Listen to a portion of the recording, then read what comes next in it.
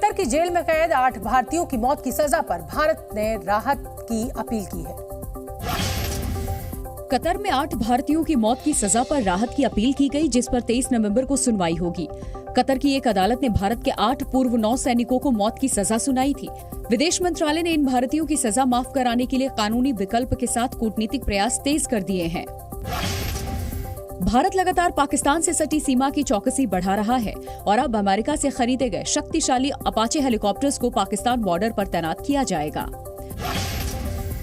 सलमान खान की अगली film tiger 3 Diwali के मौके पर 12 नवंबर को रिलीज होगी, लेकिन फिल्म ने रिलीज होने से पहले ही रिकॉर्ड बना दिया है। जानकारी के मुताबिक 3 दिन में टाइगर 3 की 2.5 लाख से ज्यादा टिकटों पर एडवांस बुकिंग हो चुकी है।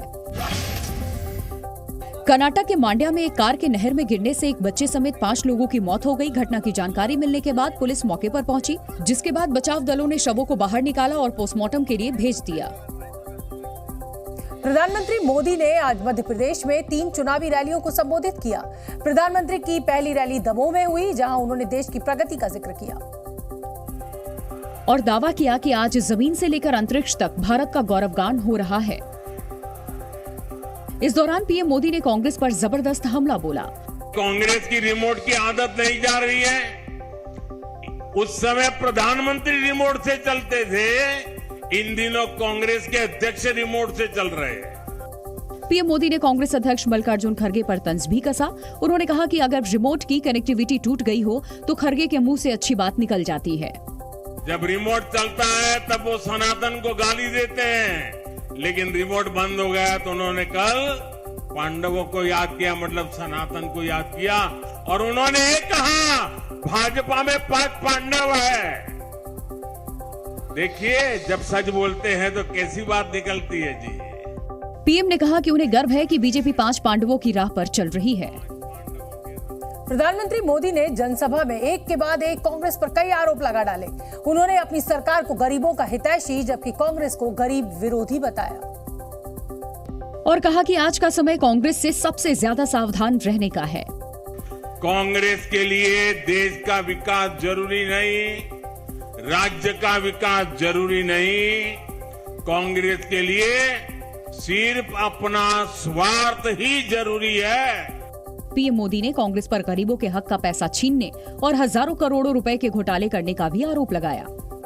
गरीबों का पैसा लूटने के लिए कांग्रेस ने एक खास मशीन बनाई थी।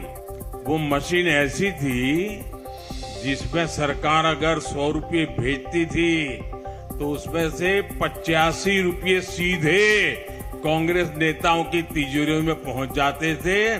सिर्फ 15 रुपया लोगों के पास जाते थे। इस दौरान पीएम मोदी ने कांग्रेस की गारंटियों पर भी तंज कसा। पीएम ने कहा कि उनकी गारंटी खजाने लूटने की नहीं बल्कि देश को आगे ले जाने की होती है, वोट बटोरने की नहीं बल्कि देशवासियों का सामर्थ्य बढ़ाने की होती है। कांग्रेस सांसद राहुल गांधी ने आज छत्तीसगढ़ में सरगुजा की अंबिकापुर विधानसभा सीट पर जनसभा को संबोधित किया। इस दौरान उन्होंने एक बार फिर देश में जाति आधारित जनगणना कराने की मांग की।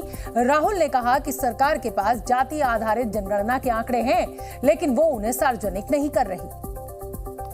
जाति जनगणना हमने करा जब हमारी यूपीए की सरकार थी, तो सारे आंकड़े सरकार के पास है। अब हम नरेंद्र मोदी जी से कह रहे हैं, भैया इनको रिलीज करिए।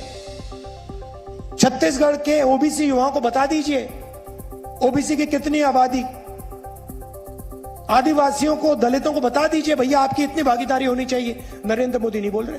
अब कह रहे भैया ओबीसी की तो कोई जाति नहीं होती, दलित आदिवासी तो जाति नहीं है, जात तो हिंदुस्तान में सिर्फ गरीब है। जोधपुर के सरदारपुरा से मुख्यमंत्री अशोक गहलोत का पर्चा खारिज हो सकता है।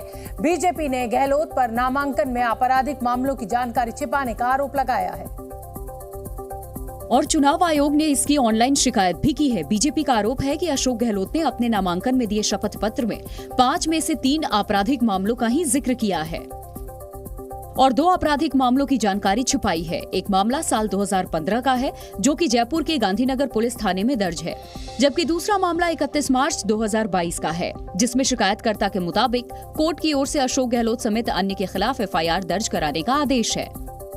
इस मामले में शिकायत के बाद जिला निर्वाचन अधिकारी ने रिटर्निंग ऑफिसर से मामले की जानकारी मांगी है। हालांकि सीएम गहलोत ने 4 नामांकन पत्र दाखिल किए हैं ताकि कोई गलती होने पर दूसरा पात्र माना जा सके। असम के मुख्यमंत्री हेमंत बिस्वा शर्मा ने मध्य प्रदेश के खंडवा में चुनाव प्रचार किया। हिमंता बिस्वा शर्मा ने मध्य प्रदेश के खंडवा में बीजेपी प्रत्याशी के समर्थन में चुनावी सभा की और रोड शो किया। लोगों को संबोधित करते हुए उन्होंने कांग्रेस पर निशाना साधा। रोड शो में हजारों की तादाद में बीजेपी समर्थक शामिल हुए। AIMIM अध्यक्ष असदुद्दीन ओवैसी ने हैदराबाद के नामपल्ली विधानसभा सीट से पार्टी के उम्मीदवार मोहम्मद माजिद हुसैन के लिए प्रचार किया और घर घर जाकर उनके लिए वोट मांगे। बीजेपी सांसद और भोजपुरी गायक मनोज तिवारी मध्य प्रदेश में अपने ही अंदाज में प्रचार करते दिखे। राज्य में बीजेपी की वापसी का ऐलान करते हुए मनोज तिवारी ने सुरीले अंदाज में बीजेपी के लिए वोट मांगे। बसंती चोला। पश्चिम बंगाल की मुख्यमंत्री ममता बनर्जी के भतीजे और टीएमसी के महासचिव अभिषेक बनर्जी को ईडी ने गुरुवार को पूछताछ के लिए बुलाया है।